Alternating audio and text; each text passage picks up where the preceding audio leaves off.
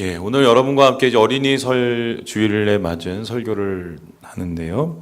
여러분, 모두가 인생의 목표를 얘기하자면 무엇이라고 생각합니까? 그것은 행복입니다. 행복해지기 위해서 노력하고 땀 흘리고 행복해지기 위해서 모든 힘을 다하는 것이 우리의 인생이라고 할 수 있습니다. 그런데 어떻게 하면 행복하지? 무엇이 행복하지라고 물어본다면 사람들이 대답이 좀 다를 것 같아요. 요즘 이제 주류는 행복은 곧 돈이라는 공식이 있긴 하지만 이것도 좀 사실은 다릅니다.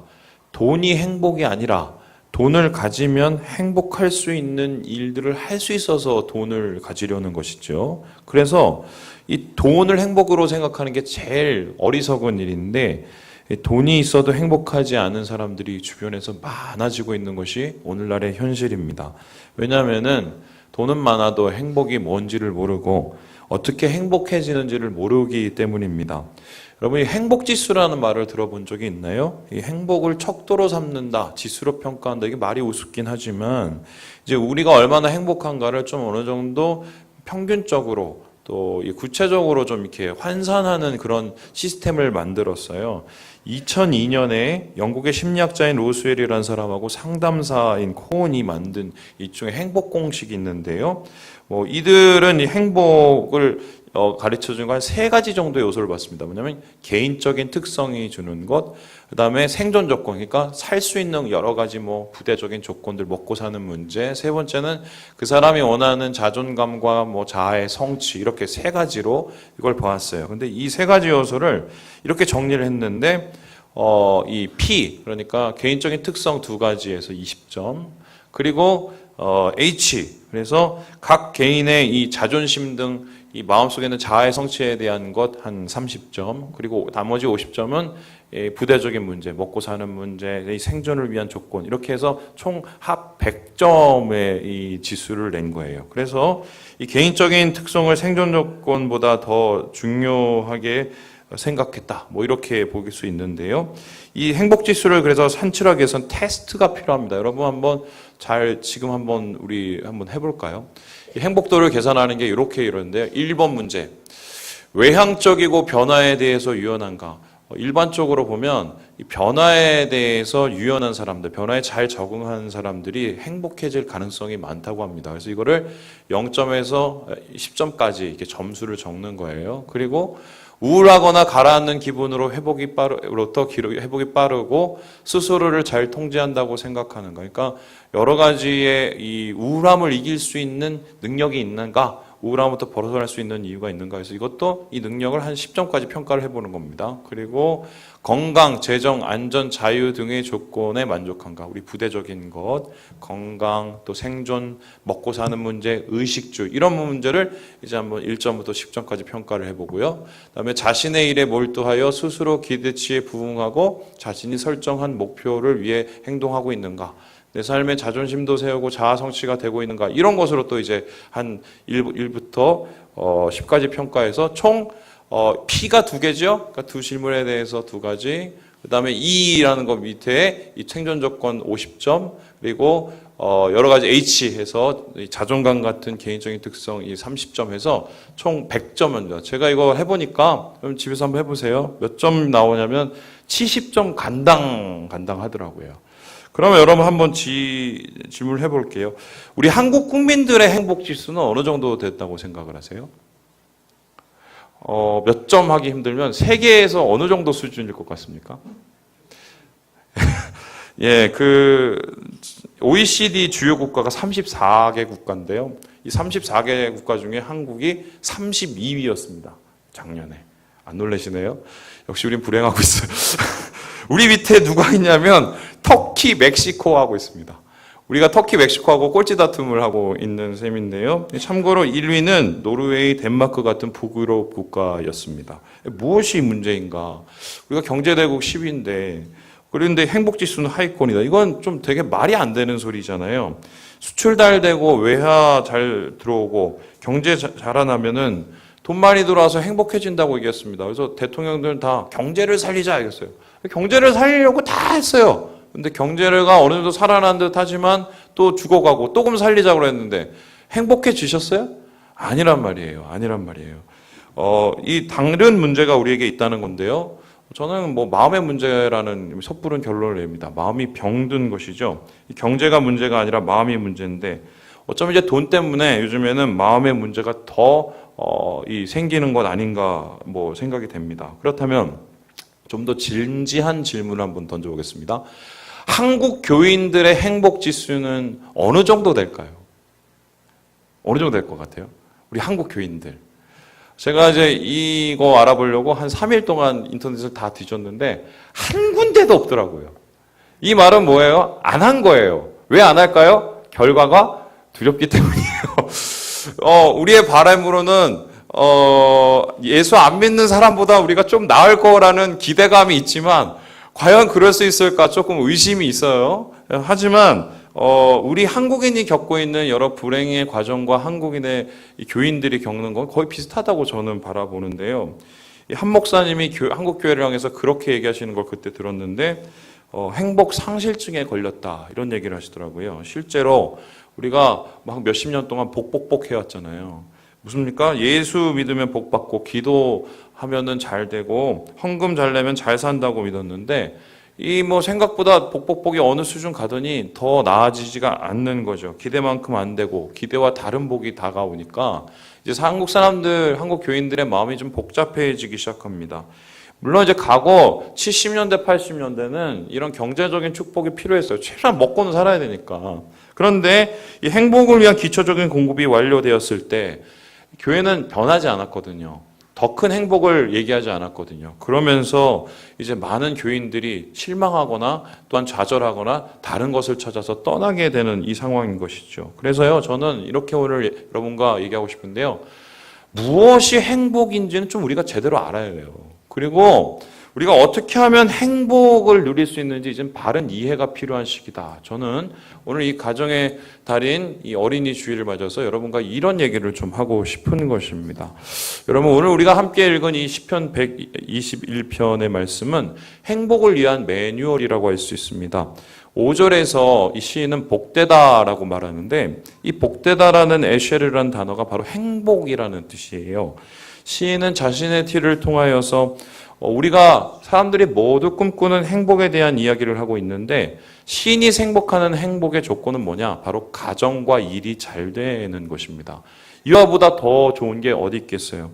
가정 화목하고 일이 잘 풀리고 사업이 잘 풀리면 시인은 난 정말 행복할 수 있겠다라고 생각을 한 겁니다. 아마 이 부분은 예수 안 믿는 사람도 마찬가지일 것 같은데요. 시인은 행복을 위해서 가정과 일이 잘 되기 위해서 살아가는 이 세상 사람들의 모습을 다음과 같이 표현하고 있습니다. 우리 1절의 말씀을 같이 한번 읽어보도록 하죠. 시작. 여호와께서 집을 세우지 아니하시면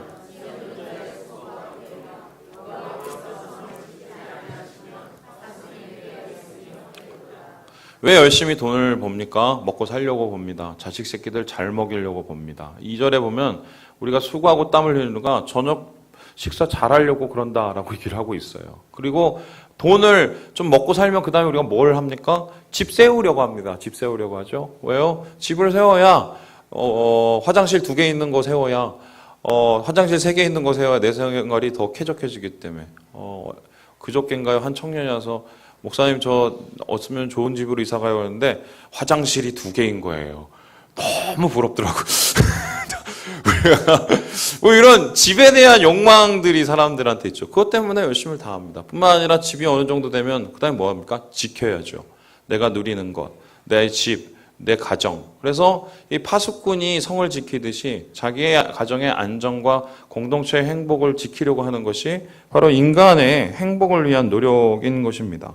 오늘날도 이런 노력 비슷한데요. 지금은 좀 힘들어가지만 집 사기 위해서 목숨 걸고 또 가정과의 안정과 평안을 위해서 희생하고 자식 새끼 좋은 거 먹이려고 투잡이니 쓰리잡이니 하는 게 오늘 우리의 모습입니다. 그런데 시인은 행복을 위한 이 사람들의 노력에 대해서 한 단어로 길을 꺾어버려요. 이 뭐라고 그러냐? 한마디로 따라해봅시다. 헛되도다. 헛되도다라고 얘기하세요. 헛되라는 말은 했는데 어느 정도 이걸 쌓아 올렸는데 확 무너진다던가 아니면 어느 정도 뭔가를 얻었는데 다 뺏긴다는 뜻이 아니야. 아예 안 된다는 거예요. 그래서 이 헛되다라는 말을 히브리어를 영어로 풀면 뭐냐면 empty입니다. 공허함.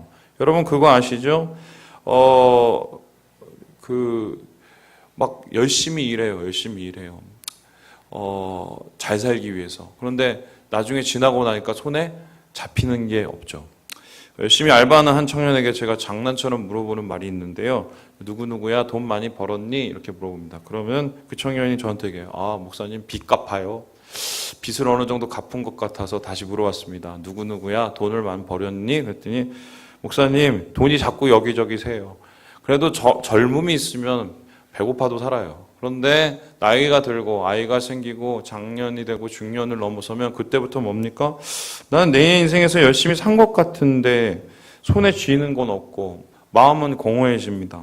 문제는 남는 것이 없으니까 텅텅 비이는 거거든요. 그래서 무엇이 잘못했는지 아무리 생각해도 그렇게 대단히 잘못한 건 없는 것 같은데 내가 번 돈 갖다 다 쓴 마누라하고 자식 새끼가 그때부터 미워지기 시작하죠. 그래서 내 삶을 찾고 싶은 그런 마음이 생기는 게 이게 중년의 병입니다. 그런데 시인이 우리에게 대답을 하고 있어요. 원래 그런 거라고. 그런 노력이 원래 헛된 거라고 얘기를 하고 있는 것입니다. 그 이유는 행복해지는 법을 모르기 때문인 것입니다.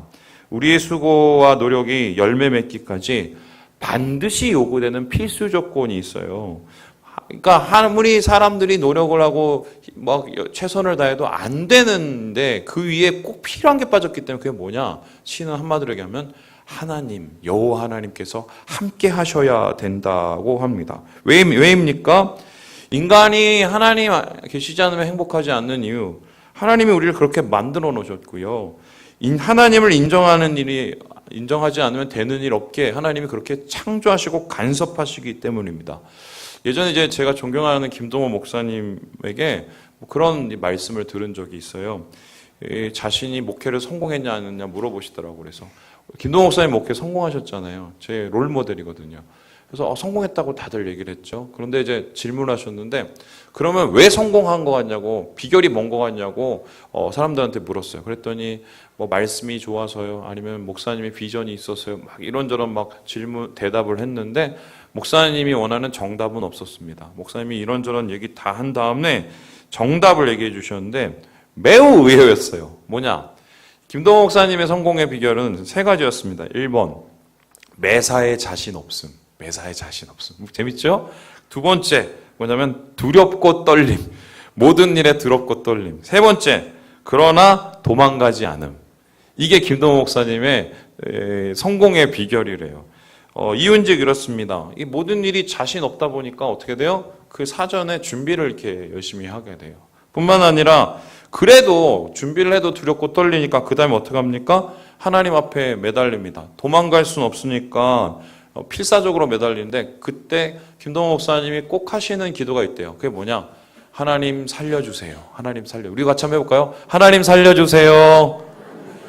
도와주세요는 이 배부른 소리래요. 진짜 사람이 끝까지 가면 살려달라는 얘기밖에 안 나온대요. 그런데 그렇게 어렵고 힘들고 두렵고 떨리고 자신 없는 일들 앞에서 맨날 살려달라고 기도를 하니까 일이 제대로 풀렸대요. 그래서 이 기도가 하나님이 성공을 위한 기도라는 걸 알게 됐대요. 그런데 시간이 지나서 이 김동호 목사님 이름이 알려지고 교회가 커지고 성도들이 몰려들면서 일종의 김동호 목사님의 이름 자체가 브랜드가 됐거든요. 그런데 이 목사님이 이때 더 큰 진리를 하나 깨달았답니다. 이제 그게 무슨 소리냐? 일이 잘 풀리고 어느 정도 궤도에 올리니까 살려달라고 기도를 안 해도 잘 돌아가더래요. 살려달라고 하나님 앞에 부르짖지 않아도 뭔가 다 이루어지는 거예요. 그때 마음속에 그런 마음이 들 때요. 이러다간 내가 엉망이 되겠네. 우리의 삶을 엉망으로 만드는 건 두렵고 떨리는 내 앞의 일이 아니라 사실은 자만인 거죠. 내가 뭔가를 할 수 있다는 자만. 내가 내 능력대로 최선을 다하면 뭔가를 이룰 수 있다는 자만과 교만이 바로 인생과 영혼을 망치는 것이라는 걸 깨달으셨다고 고백을 하시더라고요. 여러분, 교만이 패만의 뭐죠? 패만의 선봉이라고 우리 말씀 알지요. 그런데 우리가 아는 이 말씀만큼 우리가 이것을 인정하고 사는지는 잘 모르겠습니다. 아는 것만치 인정한다면 분명히 우리는 성공할 것인데 실제로 우리의 삶 속에서 하나님 없이 잘 굴러가는 일들이 있어요, 없어요? 있어요, 없어요? 있어요. 많아요, 적어요? 의외로 많아요. 그러니까 돈 많으면 사실 쉬워요. 왜죠? 사람들이 알아서 겨요. 그리고 어려운 일도 돈으로 해결되는 경우가 되게 많습니다. 그렇던데요?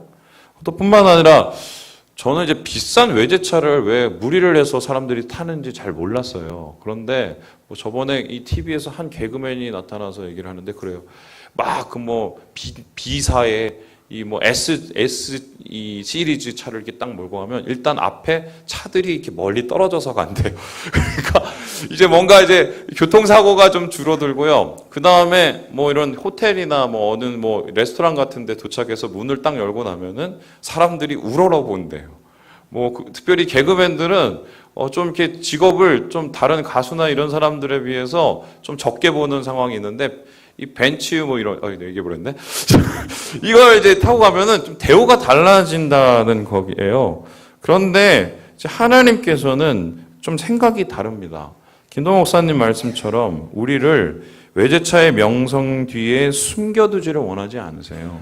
또 뿐만 아니라 돈의 위력 위에 마음을 세우는 것을 원하지 않으세요. 왜냐하면 거기는 하나님이 없기 때문입니다. 잘 될 수는 있으나 결국 망합니다. 우리의 마음이 자만이 병들 수 있기 때문에 그 병든 마음은 곧 멸망에 치닫기 때문인 것이지요. 여리고성과 아이성의 이야기를 잘 아시죠? 여리고성은 견고했습니다. 아이성은 허술했습니다. 하지만 여리고성은 승리했습니다. 아이성은 패배했습니다. 이유가 뭔가요? 여리고성은 두렵고 떨렸기 때문이고 아이성은 자만했기 때문입니다. 자기 힘으로 할 수 있다는 아이성은 패배하고 죄와 자만에 빠졌고 여리고성은 하나님 말씀 듣고 순종해서 승리했다는 것. 이게 우리 너무 잘 아는 얘기예요.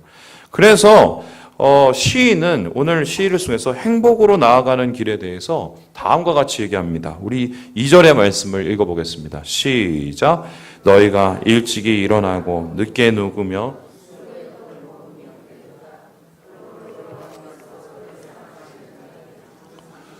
행복은 일과 가정이 잘 되는 건데 일과 가정 잘 되기 위해서 뭘 해야 되냐? 자만의 길에서 떠나야 된다고 합니다. 하나님을 가까이 하는 길로 돌아서야 된다고 얘기합니다. 매사에 하나님 매달려야 하나님 앞에 살려달라는 기도를 해야 된다고 시인은 이야기를 하고 있습니다. 여러분, 사랑하는 자에게 잠을 주시는도다. 이 말씀 여러분 좋아하시는 말씀이죠. 특별히 이 말씀을 언제 좋아하시냐? 주일날 설교 시간에 좋아하십니다. 오늘 하나님은 나를 너무 사랑하셔서 은혜를 주시고 잠을 주시는구나. 근데 사실 여러분 이 말씀이 그런 뜻이 아니에요. 이게 앞뒤를 다 보세요. 일찍이 일어나고 늦게 누우며 수고의 떡을 먹음이 헛되도. 이게 뭐냐면 사람이 그래도 먹고 살아보려고 행복해져 보려고 성공해 보려고 아침부터 저녁까지 죽도록 일한 거예요. 일할 수 있을 때까지 일을 한 거예요. 그런데 나중엔 더 이상 일을 할 수 없어서 지쳐 골아 떨어진 겁니다. 지쳐 골아 떨어졌을 때 어떻게 돼요? 그가 열심을 하지 못하고 자기의 한계를 느낄 때 그때 뭐예요? 하나님께서 그에게 평안을 주시고 힘을 회복시켜 주시고 축복을 더하여 주셔서 감당할 수 있는 힘과 능력을 주시겠다고 하는 게 이 말씀이거든요. 그래서 결론적으로 뭐냐면은 우리의 마음속에 수고의 떡, 걱정과 염려의 떡을 먹고 사는 것이 아니라 하나님을 의지하고 살아가는 삶, 매사에 하나님을 인정하고 사는 삶, 그를 통해서 필요를 공급받고 하나님의 능력을 누리는 삶을 주님이 우리에게 원하신다는 거예요. 그렇게 원하는 사람에게 하나님이 주신다는 것입니다. 여러분, 가정과 먹고 사는 일은 사람의 수고이지만 인간의 행위는 결정적인 요건이 아닙니다. 하나님 안 계시면 다 말짱 꽝입니다. 우리가 인정해야 될 것은 하나님의 섭리, 하나님의 주권, 나를 먹이시고 입히시며 우리 가정을 보호하시는 하나님의 주권을 인정하지 않으면 이 모든 것이 엉망이고 이 모든 것이 망가진다는 것. 자, 이것이 오늘 시인이 말하는 행복의 길, 행복으로의 길인 것입니다. 자, 그럼 여기까지는 좋아요. 여러분들이 많이 들었던 설교예요. 주님 의지해야 주님 안에서 하나님의 복을 누린다. 많이 들으셨죠? 근데 이것보다 더 어려운 얘기가 이제 하나 나옵니다. 우리 함께 3절의 말씀을 같이 한번 읽어보겠습니다. 3절의 말씀이 있습니다. 시작. 보라, 자식들은 여호와의 기업이요 태의 열매는 그의 상급이로. 행복과 축복과 하나님의 원하시는 이 은혜의 길을 얘기하다가 갑자기 자식 얘기가 넘어갑니다. 이 소리는 뭐예요? 사실 일이 잘 되는 것보다 더 어려운 게 뭐예요? 자식 농사예요. 자식. 일은 그래도 하나님 믿고 내가 열심히 하면 된다 소치던데, 자식 농사는 이건 해도 안 될 때가 너무 많거든요. 내가 의도하고 계획한 것보다 안 될 때가 많고 전혀 반대일 때가 많이 있습니다. 제 친구들은 대부분 직업이 뭘까요? 목사예요. 목사 주위에 목사 친구가 있는 건 당연한데 목사 주위에 목사 친구만 있는 건 문제예요. 왜냐하면 자꾸 현실 감각을 잊어버리고 교우들 사정을 잃어버리기 때문입니다. 그런데 제 주위에 가장 친한 이제 목사가 한 명 있는데 얼마 전에 그 친구를 이제 제가 보러 내려갔어요. 이런저런 얘기를 하다가 그 친구의 지금 어려운 상황에 대해서 얘기를 듣겠는데 뭐냐면 이 친구가 이제 지방까지 내려간 이유가 뭐냐면 미래에 대한 계획을 가지고 새로운 목회를 성공하기 위해서 내려간 거예요. 그런데 자기가 생각했던 것과는 전혀 다른 이 일과 어려움을 만나게 했는데 그게 뭐냐? 자녀의 문제였어요. 자녀의 문제. 애가 원래 조금 좀 특출난 애긴 했는데 지방으로 내려가서 한 중학교에 들어갔는데 그 중학교에서 너무 적응을 못하는 거예요. 적응을 못하니까 적응 못하는 애들끼리 몰려들죠. 그럼 어떻게 해요? 적응 못하니까 적응 못하는 일만 하지요. 그럼 어떻게 돼요? 경찰서 왔다 갔다 하고 학교 불려다니고 결국에는 폭력 사건까지 일어났어요. 근데 문제가 뭐냐면 이 친구 목회 전공이 뭐냐면 교육 목회예요. 교육 목회만 20, 30년 해온 친구예요. 그러면 누구보다도 교육을 잘 알고 교육의 달인입니다. 어떻게 애들 교육해야 되는지, 교회 교육은 어떻게 기획해야 되는지 같이 설정하고 실제적인 적용들 이거 다 잘하는 저보다 너무 뛰어나요. 또 뿐만 아니라 목회 열심도 저보다 더 뛰어나고요. 또 뿐만 아니라 융화력도 저보다 훨씬 더 뛰어납니다. 그런데 이런 친구가 누구보다도 교회 교육과 신앙 교육에 대해서 잘 아던 친구가 자기 자녀 하나 어떻게 손들어서 할 수 없는 이 상황이 됐으니 얼마나 무력하겠어요. 그 무력함 가운데 자기가 지내온 사역의 시간들이 얼마나 헛되게 느껴지겠어요. 제가 이분은 밥 사주면서 힘내라 하고 올라왔는데 사실은 지난 교회에 있었을 때 이런 비슷한 일들이 되게 많았어요. 이런 무력감을 호소하시는 분들인데요. 참고로 제가 있었던 데는 이제 강남 8학군 중에 하나입니다. 교회에서 사역했을 때 아들내미 데리고 딸내미 데리고 저를 찾아옵니다. 찾아와서 얘기하는 게 목사님 얘 좀 어떻게 해주세요. 딱 이게 들어서 얘기를 해보고 밥 같이 먹으면 애가 좀 많이 고장났어요. 어떤 애는 갑자기 게임을 하다가 학교를 때려친 애도 있고 어떤 애는 아예 문장구가 안 나온 애들도 있고 폭력 사건 일어나고 중독된 애도 있습니다. 그거 이도저도 안 되니까 목사 보고 기도해주면 나을 것 같아서 왔는데 제가 기도해주면 나아요 안 나아요? 한 번 기도해 준다고 낫겠어요? 그런데 이제 제가 이게 무력감이 생기잖아요. 이거 어떻게 나보다 더 잘하시고 교육에 대해서 잘하시는 분들이 왔는데 뭐라고 얘기를 해줄까 생각을 했는데 제가 이런 분들을 여러 명 만나면서 발견한 공통점이 하나가 있어요. 그게 뭔지 아세요? 이분들이 다 공통적인 병에 걸렸어요. 그 병이 뭐냐? 바로 따라해볼까요? 하나님병에 걸렸어요. 이게 무슨 소리냐? 자녀는 내 것, 너는 내 것. 하나님이 우리를 가르쳐 보니까 너는 나의 소유야. 자녀는 나의 소유라고 얘기를 합니다. 그래서 어떻게 생각하냐? 나는 자녀를 제일 잘 알아. 하나님이 우리에 대해서 뭐라고 얘기하십니까? 나는 너를 제일 잘 알아. 그리고 나와서 얘기를 합니다. 뿐만 아니라 나는 너를 통해 영광을 보게 원해. 네가 잘 돼야 내가 잘 되는 거야. 하나님이 우리를 통해서 뭐예요? 영광을 돌리기 원하시죠. 그래서 자기 아이를 키우는 것이 마치 하나님이 우리를 키우는 것처럼 키우고 있는 거예요. 그러니까 애를 자기가 생각하는 대로 이렇게 만들었다가 저렇게 만들었다가 네모로 만들었다가 안 되니까 세모로 만들고 동그라미 만들고 이러다가 애들이 나중에는 다각형으로 이도저도 아닌 애들이 되어버리는 게 그 모습의 현실이더라고요. 그러니까 아는 게 너무 많은 거예요. 실제적으로 이제 8학군에 가면 어떤 분들이 있냐면 이 학원마다 제일 돈을 많이 받는 분이 있어요. 뭐냐면 이분들이 이 입시에 대한 상담을 하시는 이 플래너들인데, 이 사람들한테 돈을 몇백만 원씩 한 달에 쥐어받으면서 애들 좋은 학교 보내려고 집어넣습니다. 근데 아무리 돈 집어넣어도 뭐예요? 애들이 그따위로 엉망이 돼버리고 고장이 나버리는 걸요. 그래서 제가 이분들에게 꼭 이 127편 3절의 말씀을 읽어줘요. 다시 한번 읽어볼까요? 시작. 보라, 자식들은 여호와의 기업이요 태의 열매는 그의 상급이로다. 풀어서 말하면 우리 자녀는 우리께 맞아요, 아니에요? 아니에요. 여호와의 기업이라는 건 뭐예요? 하나님이 우리에게 잠깐 빌려주신 거라는 거예요. 우리에게 남겨주신 거라는 거죠. 뿐만 아니라 상급이라는 건 뭐냐? 내가 상급이니 마음대로 다 쓴다 이게 아니라 하나님을 섬기는 것을 통해서 우리 자녀들을 축복해 주신다는 거거든요. 그래서 우리가 하나님 안에서 애들 잘 키우려면은 가정 잘 세우고 평안해서 하나님 안에서 영광 누리려면 꼭 해야 되는 게 뭐냐면 하나님 병을 버려야 돼요. 내가 애들에 대해서 하나님이 되기를 버려야 돼요. 그리고 우리가 그 다음에 아이들을 어떻게 키워야 되냐? 우리 같이 따라해봅시다. 어린아이처럼 키우자.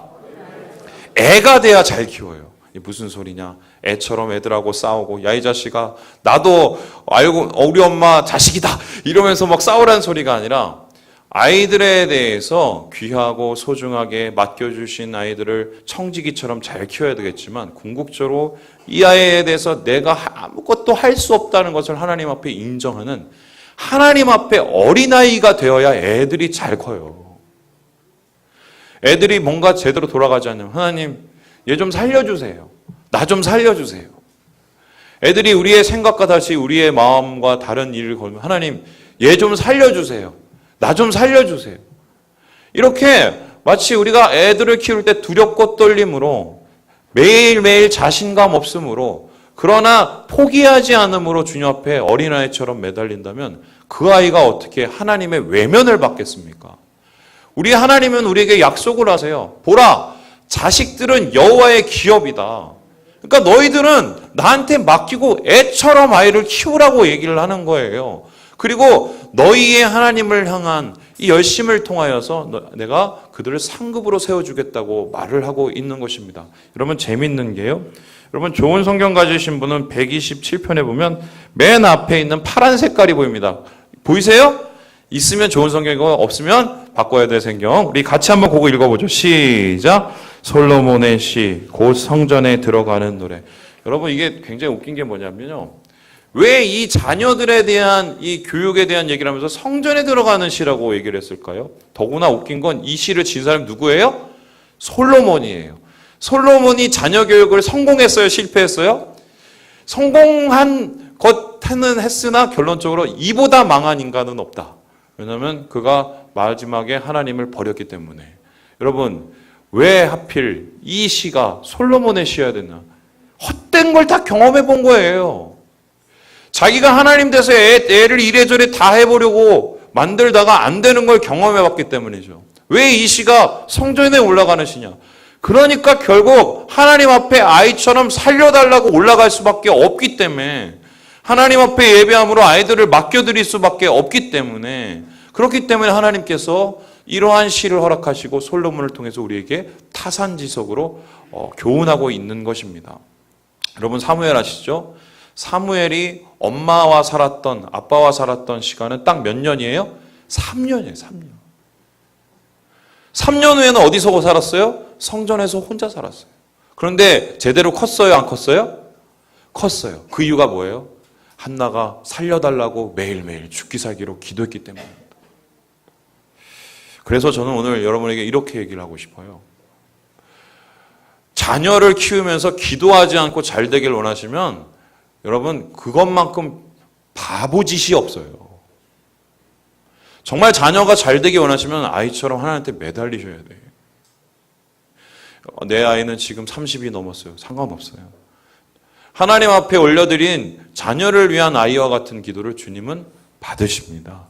그를 통해 아이를 세우시고 아이를 통해 하나님의 영광을 드러내기 원하시는 것입니다. 그런데 이 하나님 병을 우리가 할까 봐 하나님께서 이렇게 우리에게 경고를 하고 계십니다. 우리 함께 5절의 말씀을 읽고 마무리해 보지요. 시작. 이것이 그의 화살통에 가득한 자는 복되도다.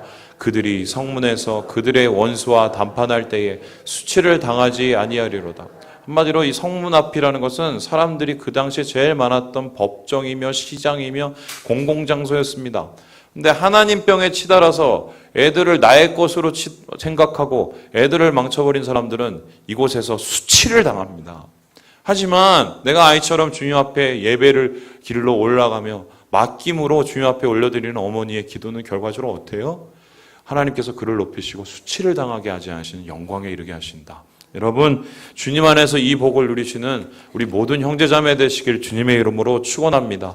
그래서 고백을 하세요. 하나님, 나 못해요. 나 자신 없어요. 나 매일매일 쓰러져요. 살려주세요. 이 아이 제대로 키워주세요.